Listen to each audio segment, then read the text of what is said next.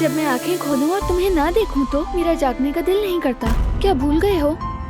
आदत डाल लो तो बेहतर है, क्योंकि मैं अपनी आखिरी सांस तक यानी तकरीबन 60 साल तक सिर्फ तुम्हारे बारे में ही सोचूंगा। तुम यहाँ मेरा कुतुब सितारा बनकर चमकोगी।